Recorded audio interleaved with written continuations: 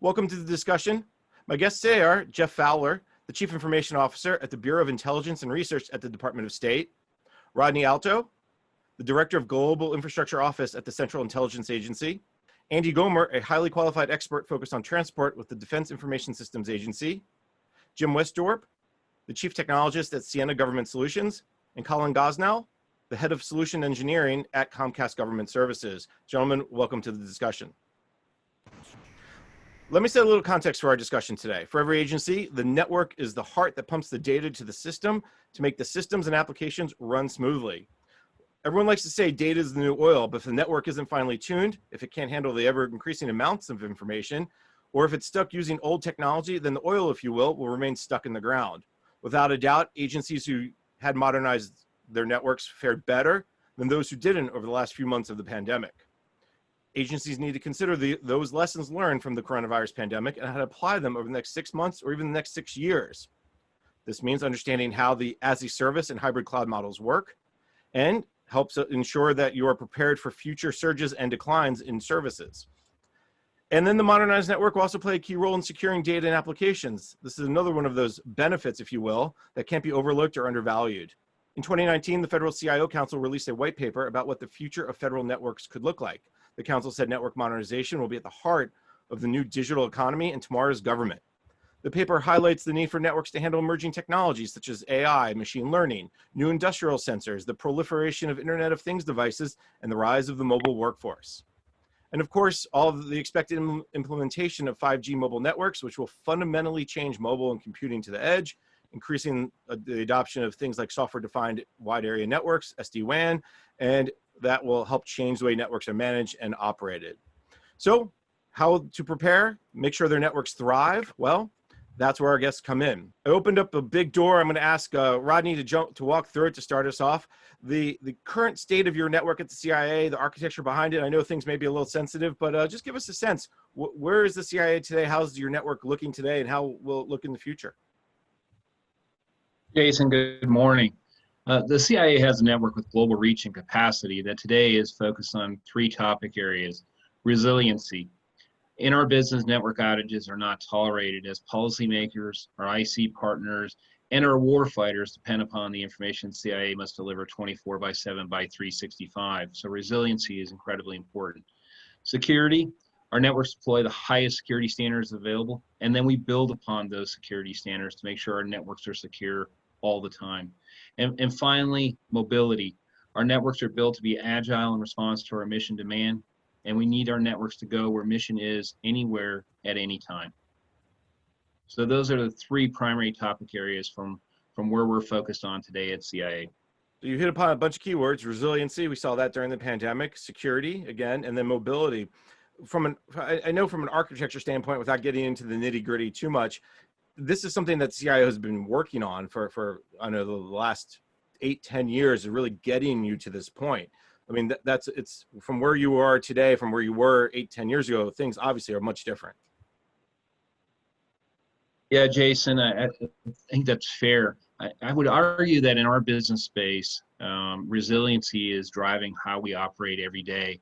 I think from a 9/11 forward, the need to provide policymakers with timely and relevant information that could address the CT issues that we were dealing with are incredibly important. So how we orchestrate and architect our network to deliver that always on, always available environment has been one of our key precepts that we've been working on for a number of years at CIA. Interesting you bring up this idea of timely and relevant information. That also matters to places like the Defense Department more broadly. So let me bring in Andy Gomer from the Defense Information Systems Agency. Andy, tell us a little bit about what DIS has been doing in the current state of your network and how it's architected. Thanks, Jason. We've done quite a bit in the last few years to upgrade and fix our network. Our network was, we own the fiber optic backbone throughout the country, 40 links throughout the entire country. It was always at 10 gigabits. In the last 3 years, we've upgraded those 10 gigabit links to 100 gigabit. That's 88 waves. We own the fiber, we light the fiber with Sienna boxes. It's 88 waves of 100 gig. So now we've got lots of bandwidth on our network. We actually have 3 links left to do, which we're going to finish up this year and early next year. That means our network will be up 100 gig. Now, if our network's at 100 gig, the exit points should be at that speed as well. So the internet access points are only at 10, but we've upgraded them in the last 4 months to 18 gig, going to 30 and then 40 in the next four to 6 months. So that'll fix our internet access points. The biggest problem we're going to have is the cloud access. Everyone wants to go to cloud. Everyone wants to go to cloud. We can't handle the cloud currently. Right now, we are at 10 gigs at 2 sites, which gives us 40 gig to go out to the cloud. However, we have put in new leases that are in place now. We should be able to move over to them in the next 2 months to 800 gig. So we have, right now we have San Jose and we have Ashburn. We're going to have San Jose, Ashburn, Dallas, and Chicago. So we're going to add 2 more links, and we're going to have each of them 100 gigabit attached, which means we're going to have now 800 gig opposed to the 40 gig we have now. That's going to help for the next year. However, in the next 6 months, we're actually going to buy fiber leases, which means we're going to have up to 88 waves of 100 gig to those cloud access points. And we're going to add more co-location centers from other firms, like getting to LA and getting to One Wilshire, which is a very big landing point for a lot of overseas cables. And we intend to put more of our backbone, more of our infrastructure to these data centers. For instance, right now, if I'm going to upgrade a base with new power, it can take me 6 months. If I want to upgrade a data center with new power, it takes me 2 days. So the idea of moving our internet access points, security stacks, cloud access points to these co-location centers like Equinix, like DataBank, like Cologix, things like that, is where we're going to head. That's the future of DISA, and that's how we're going to survive the next years to come. You offered a lot of data there, just from different 10G to 100G, 88 waves, 100 gigabyte. Basically, all this is to get more bigger pipes, more bandwidth, make sure that servicemen and women and civilians can access data applications at the edge. I mean, that's what we're talking about here. Make sure the network can handle all the needs. That's correct, Jason. If we're going to stay at home, work from home, if we're going to put everything in the cloud, if we're going to utilize these new resources, use zero trust networking, software defined networking, and use these new technologies, we need more bandwidth to do it. I have 1 gigabit in my house. There are whole buildings on bases that only have 45 megabits to the whole building. So we have to upgrade all these facilities so we don't have these issues. Bandwidth cannot be an issue. It's too inexpensive now. You have to be able to get all the bandwidth you want whenever you need it. And I'm sure that Rodney can agree with me that he can't afford to be slow. We can't afford to be latent. Diversity is very important, but so is bandwidth. You cannot be short. You have to have all the bandwidth you need. This video bandwidth it's very intrusive. You need a lot of bandwidth. We cannot have, I don't want the mission to fail because I didn't give the Air Force or the Marines or the Army enough bandwidth to do their job. All right, I think that's a great point. Bandwidth, we can't afford to be slow. Let me bring in Jeff from State Department. You have the very similar challenge as the CIA, a very similar challenge as the DoD when it comes to ensuring there's enough bandwidth because of how the State Department's located across the world. Give me a sense of your network architecture, your planning, your current state. Yeah, thanks, Jason. I was thinking as Rodney answered the question a little bit earlier, I could say what he said. Speed, access, reliability, those are critical, of course. Just like the CIA, just like DISA, the Department of State is a global multinational. I'm thinking about our colleagues from private industry here. I think the truth is that whether you're thinking about the bottom line or you're thinking about national security, running a 24/7 operation, trying to have 100% uptime, that's quite a reach. About 7 years ago, the department began a little bit of a journey, the Bureau of Intelligence and Research in particular, moving from sort of the old way of doing business with thick and thin client to a more virtualized structure. We're doing zero clients now. We're not quite to the cloud, but that's our objective. Rodney had 3 items that he mentioned. I think the 3 for us at the department really are a strengthened foundation, reduced complexity, and advanced mission. Everything that we do with our networks, everything we do with our capabilities is wrapped around those things. And it's pretty straightforward, right? You know, you have to have a strong foundation because if you don't build something If you don't have that strong foundation, it's the whole Monty Python experience, right? You build it and it collapses into the swamp. So you have to have that strong foundation. Reducing complexity, boy, we all know about complexity, particularly in the technical world. Complexity eats you up. You have to keep things as simple and as clean as you can. And then that advancing mission is the sort of the yin to the yang of complexity. You're going to have to introduce complexity because the mission needs it. But you need to have the bandwidth in the cases that Andy talked about. You need to have just the sort of the capacity within your institution to be able to respond to what those mission needs are. So those are our things.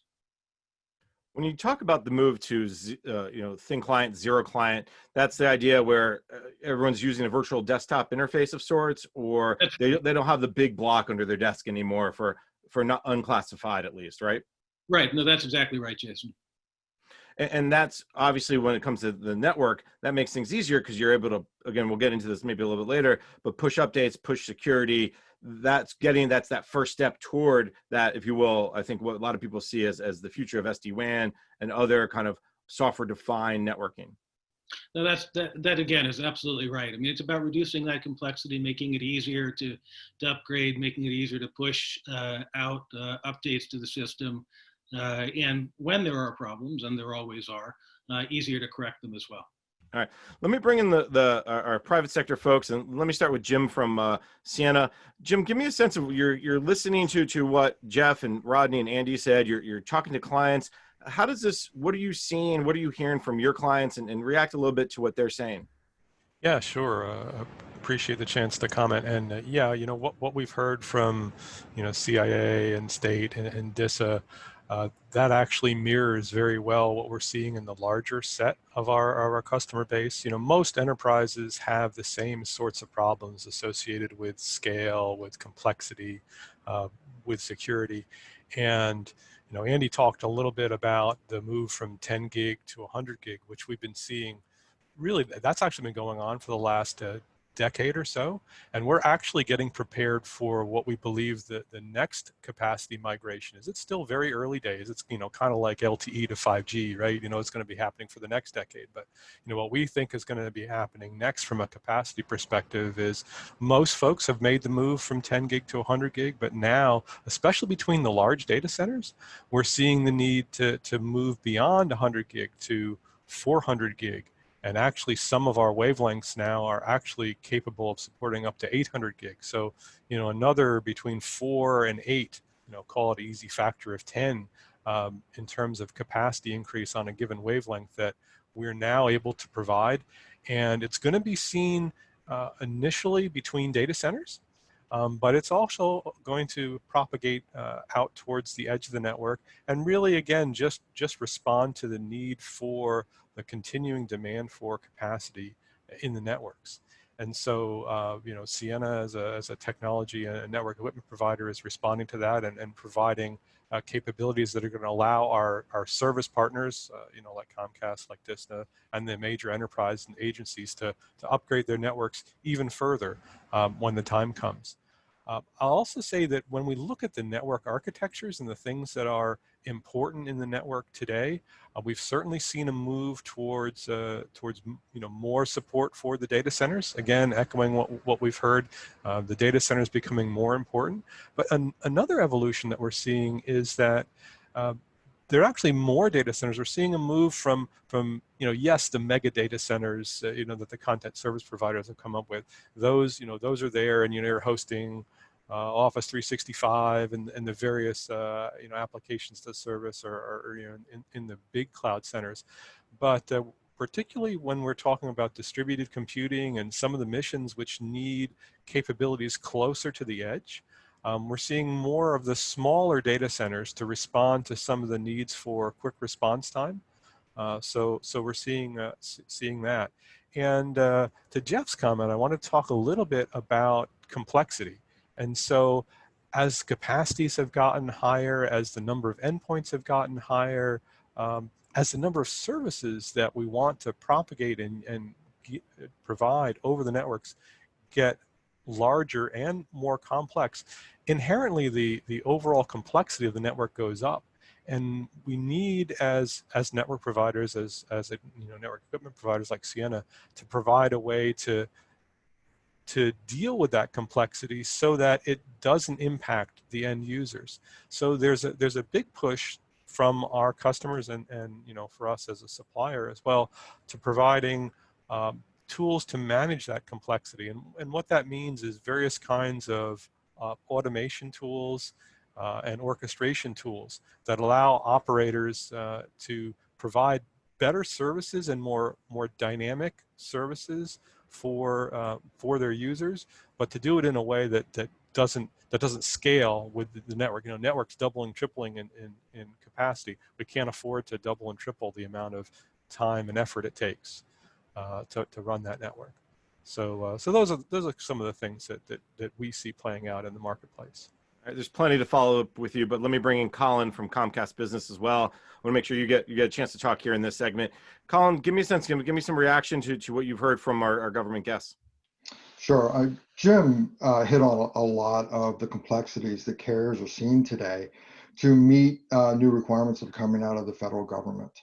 So as the government is looking to simplify their operational structures within how they manage data between sites and between data centers, they're asking for their carriers to take on more of that responsibility for ensuring that data packets are reaching their final destination, both in just latency and point-to-point connectivities, but also in security and additional services on top of it, to enable the missions to have that end-to-end data flow and access to information that they need to complete their final mission.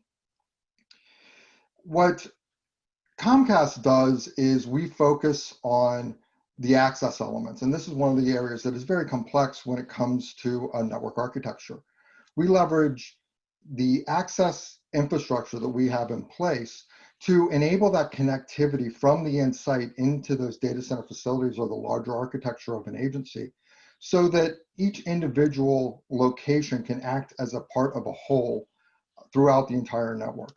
And we address those complexities with the data flows and the data architecture that the agencies are needed using vendors such as Ciena to control the backplanes and the back office systems, monitoring devices, security elements that are required within those end-to-end connectivities. And just to give you an idea, in many ways, as a commercial entity, we've been down the path that the government agencies are starting to go to now. So from an infrastructure standpoint, a company the size of Comcast, we have almost 850,000 route miles of both coax and fiber optic cable that we manage in our network, right? Currently our backbone is transiting about 115 terabits per second of data.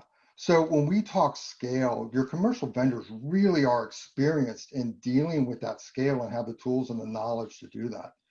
What we're trying to do within Comcast Government Services is we're trying to bring that expertise to the federal agencies so that we can help them define their end-to-end traffic flows and transition from the traditional TDM-based architectures that have been in place and are still in place in many of the networks, and move to a more data-centric architecture and data flow that both enhances their capabilities, increases their resiliency, and also potentially reduces their costs. And addressing all those is, of course, a very complex element, and it's a case-by-case basis where we have to look at not just the infrastructure in place, the architecture of the end agency, but also the partners and the equipment that we leverage to meet the reporting and the requirements within that architecture. All right, we're going to have to take a quick break. There's plenty to follow up with everyone on, but when we come back, we'll continue our conversation. You're listening to the discussion, Network Modernization for Federal Agencies, sponsored by Ciena Government Solutions and Comcast Government Services on Federal News Network.